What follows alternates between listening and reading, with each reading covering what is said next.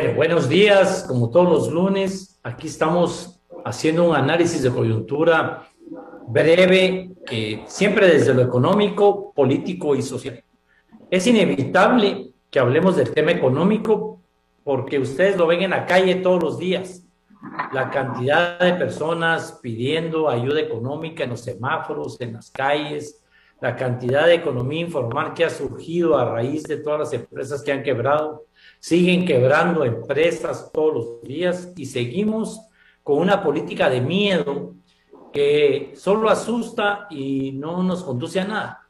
Hablar de un estado de prevención, hablar de tomar medidas, cuando el gobierno debería tomar medidas serias o no tomar, pero no solo asustar con las medidas, sino hacerlas.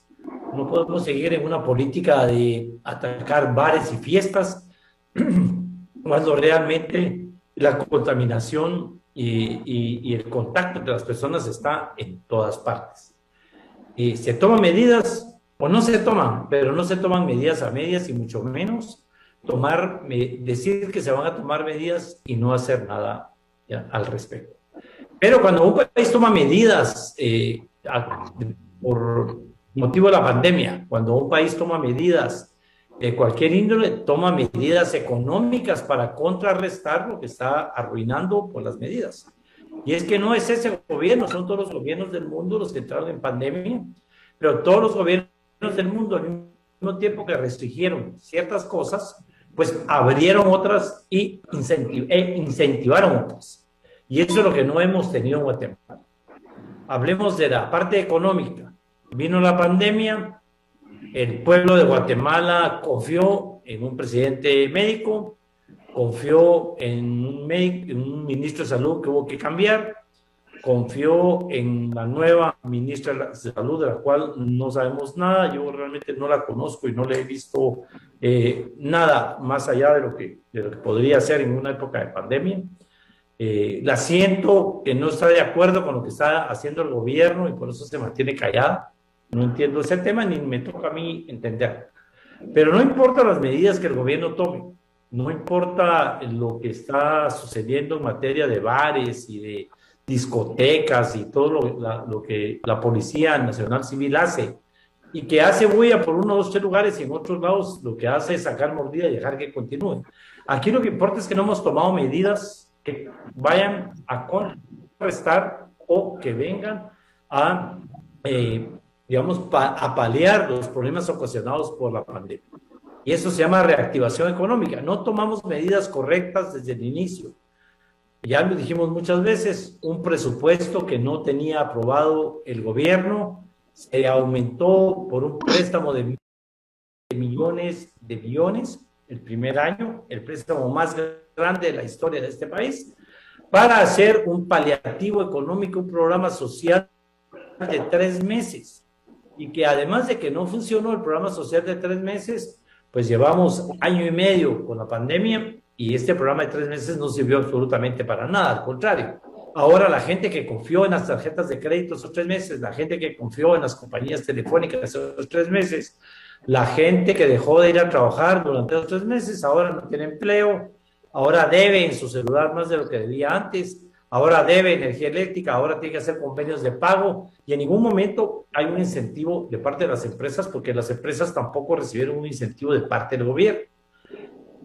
Se volvió a repetir en este año, es decir, que no hubo otra vez presupuesto, hubo unas reformas que ni siquiera las aprobó el Congreso de la República y el ministro de Finanzas pues se vio mal a raíz de que estaba hablando de que a él no le importaba quién le llegara el tema. Yo quiero mucho al ministro de Finanzas, creo que es un buen hombre, pero debe cuidar más su imagen porque la imagen que está dando públicamente no es la imagen correcta.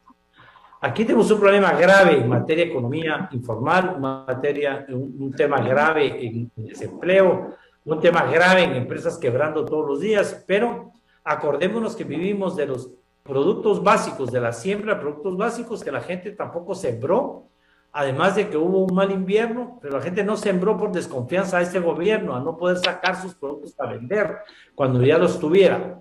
Pero vivimos del turismo, un turismo que no va a venir nunca, porque seguimos metiéndole miedo a la población, seguimos siendo uno de los países que encabeza la lista de mala aplicación de la pandemia, de mal manejo de la pandemia. La pandemia se puede manejar de muchas maneras, con vacuna, sin vacuna, dejando libre a la gente o encerrándola. Esa es una decisión del gobierno que compartimos o no compartimos, pero no puede estar tomando hoy unas medidas sí, mañana otras, porque la reactivación económica hoy por hoy es lo más urgente en el país. La gente no se va a ir a vacunar, la gente no va a respetar ningún tipo de medidas, la gente va a estar en la calle porque necesita comer, necesita llevar sustento a su casa. Y los que defienden al sector privado como el ente que produce, que genera empleo, pues no va a producir ni va a generar empleo porque no hay incentivos fiscales, porque lo que quieren es aprovecharse de los incentivos fiscales para beneficios individuales, pero tampoco hay una motivación para que se reactive la economía de las grandes empresas y que genere trabajo, que genere empleo. No es solo a nivel bajo ni a nivel medio, también a nivel alto el tema económico no se ve por ninguna parte. Seguimos sin conocer la propuesta del ministro de Economía, también un ministro al que respeto mucho, pero que nunca logró llevar al Congreso de la República los temas de la reactivación económica. Seguimos sin conocer la propuesta que anunció CACIF para 10 años plazo de reactivación económica para ya no seguir siendo reactivos, sino propositivos. Estamos en una crisis económica muy grave y la crisis es mundial. Vivimos en este país gracias, lamentable, triste y sufridamente, a las personas que han tenido que emigrar hacia los Estados Unidos. Vivimos de las remesas familiares.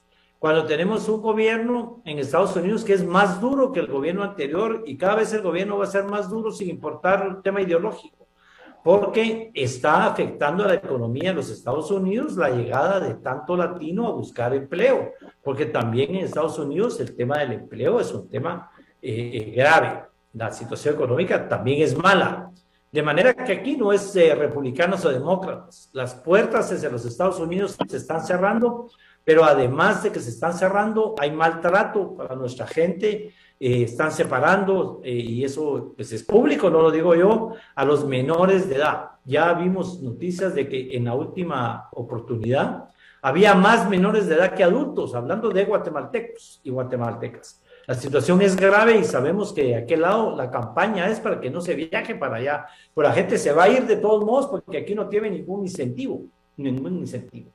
Pero además tenemos ahora la visita de cubanos, vamos a tener la visita de nicaragüenses, ya teníamos la visita de colombianos que están viniendo a Guatemala y usando Guatemala como trampolín para irse a los Estados Unidos porque hay una persecución política, una persecución económica y hay un problema que no es bueno y tampoco es ideológico y que nunca hemos aprobado y es la tiranía, la dictadura, el abuso de poder. El abuso de poder de cualquier gobernante, de derecha o de izquierda, lo convierte en un tirano sin importar la ideología. Ahorita tenemos ejemplos claros de libre expresión en Cuba, en donde el gobierno ha sido muy fuerte y muy duro en atacar esta libre expresión. Está procediendo igual que Nicaragua a detener a los líderes de las manifestaciones, está tomando medidas severas. ¿Cuándo? No perdería nada Cuba en dejar que se manifiesten su población, que protesten, que aleguen, y como se trata en cualquier país del mundo, una libre expresión. Lo seguimos viendo en Nicaragua, lamentablemente. Ortega sigue metiendo presos a sus contrincantes políticos, sigue atacando la libre expresión, sigue en contra de las oficinas de derechos humanos, las cuales cerró hace muchísimo tiempo, de manera que muy cerca de la región, tanto en el caso de Nicaragua como en el caso de Cuba, vemos ejemplos de cómo esta tiranía, esta dictadura, está oponiéndose a la libre expresión, a la libre manifestación. Pero es que la gente no está... Aquí hay gente que dice que es manejada por los Estados Unidos, que es manejada por no sé quién. La gente no iría a manifestar nunca si tuviera empleo. La gente no iría a manifestar nunca si tuviera otra cosa que hacer.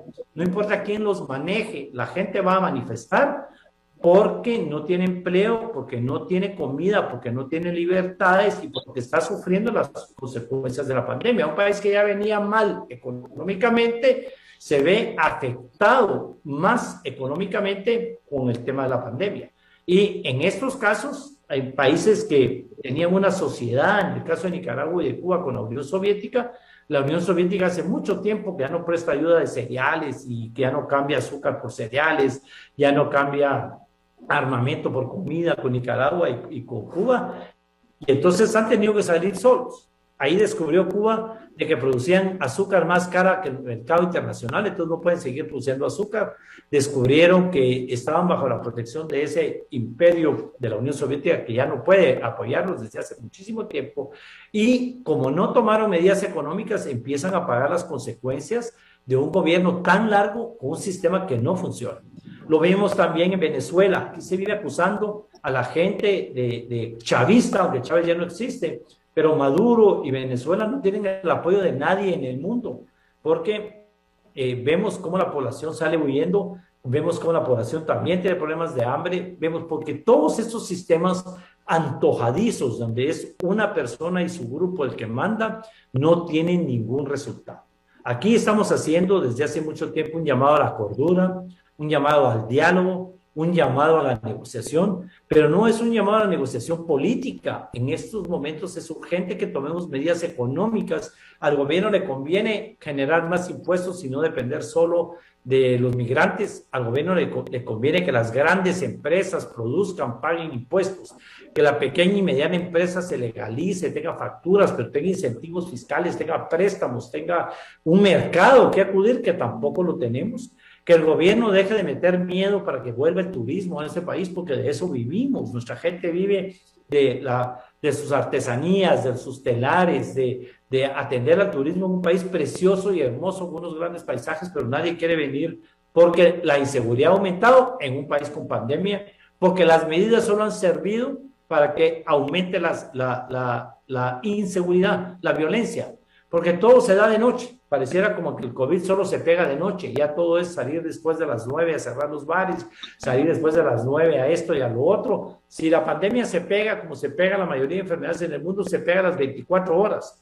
Y las medidas que hay que tomar para que no se pegue se llama buena alimentación, buena salud, buen cuidado, y eso no lo tiene ningún ciudadano que no tenga dinero, porque el Estado no lo puede dar. Y entonces la población se tiene que cuidar por sí sola, y para cuidarse por sí sola necesita dinero, y para tener dinero necesita trabajo, necesita empleo, necesita poner pequeños y grandes negocios, que es lo que no tenemos. Se nos fue la oportunidad de agarrar esos millones para componer todos los hospitales, para hacer un hospital nuevo, para entrar en los grandes problemas del país en materia de salud. Se nos fue la oportunidad, vamos a tener ya 2 años de tener las escuelas cerradas para iniciar un nuevo sistema educativo y cambiar las escuelas. No vamos a decirles que vayan a sus escuelas, pero que se laven las manos si no hay agua en las escuelas. No les voy a decir que vayan a las escuelas porque guarden el distanciamiento social si están todos sentados en una tabla sobre unos blocks. Y no podemos pedirles que vayan a las escuelas y que no se contagien si ellos van a tener años de no verse, y los niños y las niñas no van a entender ese tema. Pero no remodelamos escuelas, no construimos escuelas, seguimos con escuelas sin internet, sin equipo para poder estar a la vanguardia mundial de lo que es la tecnología, pero no tenemos ni los servicios básicos de agua, de higiene, de maestros, de pupitres, de útiles escolares y la famosa alimentación escolar. Es decir, el país está no en la misma crisis que empezó con la pandemia, empeoramos horriblemente, y las cifras ahí lo ven, no lo decimos nosotros, es lo que el presidente tiene que entender y su equipo tienen que entender, no es nada personal, son estadísticas mundiales que nos colocan en primer lugar de desnutrición crónica. Lo están publicando los medios de comunicación. Nosotros solo hacemos llegar la noticia de quienes hacen la estadística. Estamos en los primeros lugares en materia de educación mala, en 80, pero no a los grandes colegios que han educado a quienes gobiernan en ese país, no. Pequeños colegitos que apenas cobran una cuota muy pequeña, pero que ahora no tienen internet, no tienen para pagar maestros, que están quebrando. Y no digamos la educación en las escuelas públicas, que no existe, no hay. Y entonces estamos promoviendo un país que ya estaba muy mal en su educación y ahora está pésimo en materia de su educación. Entonces estamos mal en materia de salud, mal en materia de educación, mal en materia de empleo, pero sobre todo mal en que no hay un diálogo y una negociación para encontrar cuál es el camino correcto para seguir adelante. Todos los días vemos acusaciones de corrupción, todos los días vemos problemas de administración de justicia, seguimos viendo los mismos problemas que en el 2015, empeorados. porque no hay una sola institución del Estado que vaya a fortalecerse. Hay esperanzas en que la Corte Constitucional no entre en los pleitos en que entraba antes, a raíz de que por lo menos 4 de los 5 que integran la Corte están estables en su elección, nadie está metiendo ningún recurso en contra de ellos, y es una Corte que debería estar ya actuando y trabajando para volver a tener la credibilidad que debería tener. Tenemos que fortalecer la Procuraduría de Derechos Humanos. En estos momentos la Procuraduría de Derechos Humanos debería tener un papel importantísimo, sobre todo en materia de salud, educación y bienestar de la población, porque el Estado está violando los derechos humanos de las personas al no brindarles educación y al estar en contra de la libre expresión, de la libre manifestación.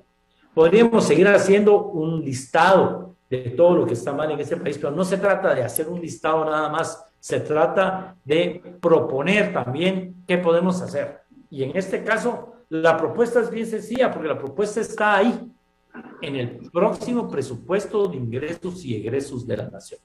Aquí empieza con Segeplan, que ya tiene el proyecto, empieza con la dirección técnica del presupuesto en el Ministerio de Finanzas, y empieza con el ministro de Finanzas, un hombre de diálogo, un hombre que sabe escuchar, un hombre que conoce el tema, pero que lo tiene que abrir al público antes de entregarlo al Congreso de la República y poder de alguna manera encontrar un presupuesto que llene las necesidades de este país. Primero, en materia de ingresos, no podemos seguir endeudándonos.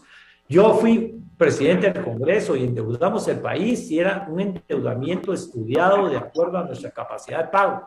No se vale ahora aprovecharse la pandemia para seguir endeudándolo de la manera en que lo estamos endeudando, pero además una deuda sin sentido. Porque cuando usted adquiere una deuda en un banco es porque va a ir a pagar otra deuda que tiene en otro lado, o porque va a ir a comprar un producto de primera necesidad, no tiene para pagar la educación de sus hijos, no tiene para darles de comer, no tiene para darles de vestir. Pero simplemente adquirir una deuda sin sentido porque no se va a invertir en los lugares correctos es endeudarse por gusto. Y además, una deuda mal invertida no va a producir el dinero para poder pagar esa deuda. Y todos lo hacen pensando en que los gobiernos son pasajeros y que ya vean quién lo paga después. Si ustedes ven, el problema que tenemos es un problema generalizado, es un problema de una anarquía, un desorden, un Estado fallido, un Estado cooptado, un Estado corrupto, todo en su conjunto, y no encontramos por qué parte del hilo empezar. Hay que empezar de verdad por un diálogo correcto para encontrar cómo le damos a la población todas las facilidades para que trabajen. La población no quiere programas sociales, no quiere regalos, ya no quiere nada. Quiere libertad de expresión, libertad de locomoción y libertades legales. Quiere certeza jurídica, quiere crédito barato a su alcance para poder salir a trabajar y ganarse el pan diario. Pero si no hay certeza jurídica, no hay incentivos fiscales, no hay seguridad, el gobierno se sigue endeudando y por lo tanto más del 90% se va a ir en salarios y en deudas, y la población encerrada por miedo, porque no se sabe si de verdad existe o no existe la pandemia, si hay vacunas, si no hay vacunas, si me pongo esa, si me pongo la otra, si me pongo esta, no me pongo la otra. Es una desinformación total para mantenernos encerrados y mantenernos asustados. No vamos a salir del problema. Del problema se sale evitando que la población se encierre o que la población salga huyendo hacia otros países como está sucediendo. Y la población no se va a encerrar ni va a salir huyendo si tiene a dónde salir a producir. Ya sea que las grandes empresas generen empleo legal, sin beneficios, con incentivos, no beneficios fiscales, sin el apoyo regalado del Estado, sino con esos incentivos que tienen en cualquier país del mundo para producir lo que comemos, para producir lo que necesitamos, pero para generar empleo. No producir solo para ganar ellos, sino producir para generar empleo. Eso es lo que necesita el gran sector privado y proponerle al Estado una reactivación económica desde su punto de vista. Necesitamos créditos blandos que de verdad funcionen y lleguen a la pequeña y a la mediana empresa que lo que están siendo ignorados porque quieren que se legalice antes de ofrecerles un préstamo para que paguen impuestos antes de producir ganancias. Es que eso que fue primero el huevo o la gallina. Yo me voy a legalizar, voy a sacar mis facturas y voy a pagar impuestos cuando ya esté ganando y generando, ya le esté dando de comer a la gente y entonces yo pago los impuestos que correspondan. Pero que primero vaya a la SAT, saque facturas, pague impuestos, pague esto, sin ni siquiera haber tenido acceso a un crédito, ¿verdad? Esto no es posible. Y eso es lo que le está pasando al país. Hay una confusión enorme, pero sobre todo hay una pobreza terrible que confunde a la población y que además la tiene guardada en su casa. Y la que no está guardada está en las calles viendo cómo sobrevive. Y lamentablemente hay quienes sobreviven producto de la violencia. Las maras, el narcotráfico, el crimen organizado, se aprovechan de la situación. Ellos sí tienen incentivos para la gente. Ellos sí le pagan bien a la gente, ellos sí saben beneficiar a quien trabaja con ellos. Y entonces la competencia del Estado contra todo lo que es ilegal es muy grande. Y si el Estado no sabe incentivar a la población decente, si el Estado no sabe poner políticas públicas que generen esa motivación para poder trabajar y que quiten esa apatía, que quiten ese miedo a la libre expresión, porque no puede ser que el presidente esté toda la vida pensando en que van a haber protestas para votarlo, que se quite ya de la mente el tema de los golpes de Estado, que le quieren dar golpes, o sea, alrededor de su casa hay todo un batallón de soldados, boinas rojas, la población no está pensando en votarlo, señor presidente, la población está pensando en que no tiene que comer. El tema de la revocatoria del mandato no existe en la Constitución, necesitaríamos una reforma constitucional. La única forma de que usted deje a este país es si usted renuncia, y la renuncia se la va a parar pidiendo a la población, si no tiene que comer. No es político, no es ideológico, se llama necesidad económica para poder llevar el sustento diario a todas partes, y eso es lo que nos está sucediendo. Cuba es un ejemplo de lo que no había sucedido durante cuántos años de comunismo en Cuba. Nicaragua es un ejemplo de un país controlado por el sistema nicaragüense, sandinista, y ahora no lo pueden controlar. En el tema de Venezuela es otro ejemplo, a pesar de la popularidad que tuvo en alguna oportunidad Chávez, caímos en manos de Maduro, la gente no va a dejar de protestar. ¿Y por qué? Son un gran ejemplo, porque no tiene nada que ver con lo ideológico. Tiene que ver con la necesidad básica, el sustento mínimo para sobrevivir como población. De manera que el país, cada vez que amanece, tiene que comer. El país, cada vez que amanece, tiene problemas de salud. El país, cada vez que amanece, quiere salir a trabajar para evitar sus problemas de salud y sus problemas de no alimentación. Y a la vez, quiere educarse y prepararse precisamente para trabajar. La gente se va a educar para poder producir, y eso no es fácil. Irnos a la historia mundial, para todo el público es fácil irnos a la historia mundial. Las crisis mundiales, los grandes levantamientos sociales en el mundo a través de la historia han sido provocados por el hambre.